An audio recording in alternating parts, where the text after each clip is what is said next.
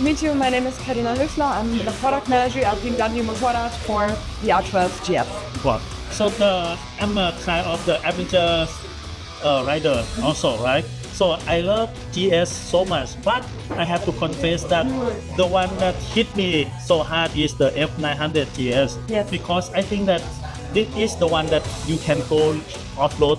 I have to confess that before GS for me is like for tarmac, for road, Yeah. but can go gravel a little bit, right? But then F900 GS come out and I try it and wow, it took me. Brilliant. Yeah, it's brilliant. And I can see that the different from the ordinary GS is the suspension. The front, there is no telelever. Yeah. It's the telescopic, right? So I told Mr. GS, he said that because the telelever cannot, the travel is not enough. Right? Yes. Yeah. Can you? I mean, it's lower. It's lower than the telescopic fork. It works in a completely different way, and the telelever suspension is brilliant and amazing. Yeah. But so you see here we also have a telescopic fork. Yep. And I mean, it looks a little bit better, to be honest. On this retro bike, It's not too bulky for me. Yeah. Yeah.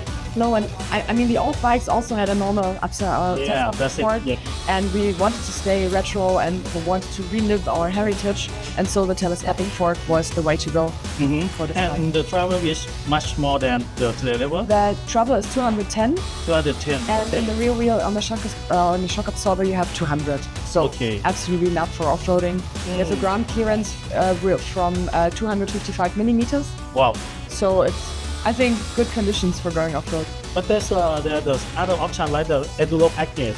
Yeah, in this bike we have the Enduro Package Pro.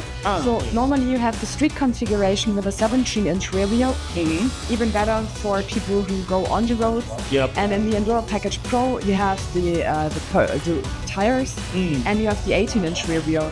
So it's even better for going off-road. Yeah. You also have handlebar risers, and you have a forced riding mode where the rear wheel ABS is completely shut down. So you can really have fun. So the normal one cannot shut down the ABS. In the front it's always on, and in the other modes the rear wheel ABS is a little bit differently, so in rain and road it's differently applicated, but on Enduro Pro it's completely shut down on the rear wheel, so you can really block your rear wheel or slide, or you can also shut off the traction control completely. Wow. So the off-road potential is absolutely given. I just noticed about this not for long, and I'm studying myself, but I want you to tell me about this. What difference G/S and GS actually? Perfect. So the slash, it's a reminiscence to the original. So here on the side you can see the old R18 G/S. Yep. No, originally it means Gelände and Straße, so Gelände off-road, Straße on-road. Yep. And the slash, I mean, it was back in time.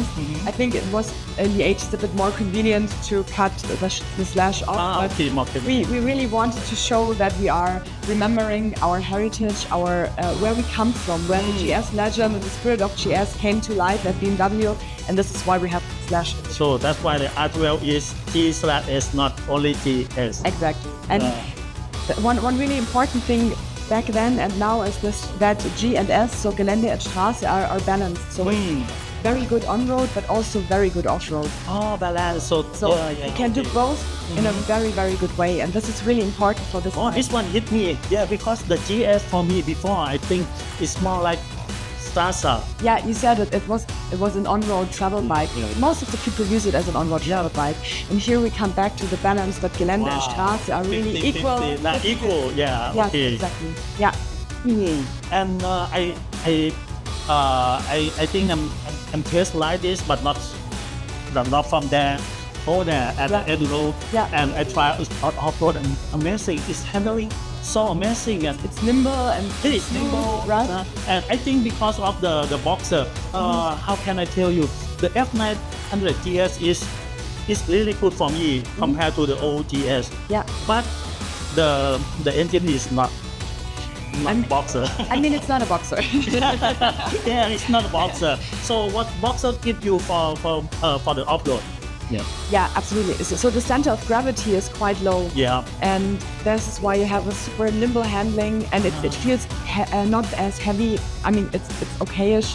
It's 229 kilos, but it feels much lighter than it is. A lot lighter because it's first time I just jump on and then wow, it's super glad you say it, really, because I feel it the same way. And as when I first rode this bike, it was really so easy and it gives me so much confidence. Yeah. I feel so at home on this bike. Yep. And I had so many customers and people who said exactly these words to me as well. So Yeah, because Andrea, you remember our group only have 2 people and the instructor, and the other people he's good guy, so he like fight fast. So, and this is the first time for me on this bike. But okay, I can catch up and try to follow, and wow, it's amazing. It's amazing, really amazing. So cool that you say it, really. And I was surprised when I first rode the bike, and yesterday I talked to our chassis development, and they also said it was a very thought through concept from the very beginning, and they really put so much effort in this chassis, this suspension,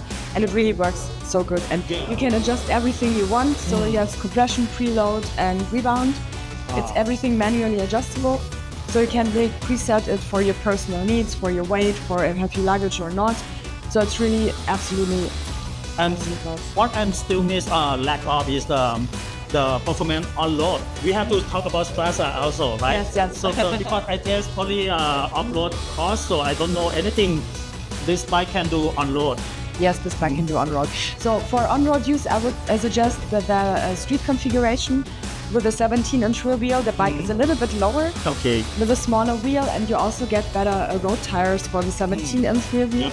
But it's really stable, it's nimble, it's you think in the corner, and it rides on its own. So it's really direct, sporty. Wow. And to be honest, this engine is the best engine we have. I think so. I think so also, because I test R12 90, R12 Cruiser, and then this one. I really love this engine. This engine is it's punchy, but it's very easy to control. Yeah, absolutely. It has not too much power, but it has enough torque in the lower revs, so you can really have lower rev, yeah. And this is also the advantage of this new bike concept. So we really developed a completely new frame. Yep. It has the same rear frame like the R12 90. The main frame is a little bit different, but only on the steering head. Yep. And so this is really the advantage of this new concept, that you have a shorter fuel tank, you have the perfect ergonomics for riding on-road and off-road. And I mean, the engine is the heart of the bike and really perfect. For me, I can say that I'm very impressed with the R12, especially G/S. This one. Wow. Oh, that's so good to hear. Did you see the other color in the other 10? Yeah, I see. So we have the sand color as well with the red frame. So the sand color, I told with Mr. GS, he said that, okay, the sand is for the new people, but this one is classic. So it's like father, like son, like father, like son. Yeah. Wow. Oh, thank you so much. Thank you for your feedback. Thanks. It was such a pleasure.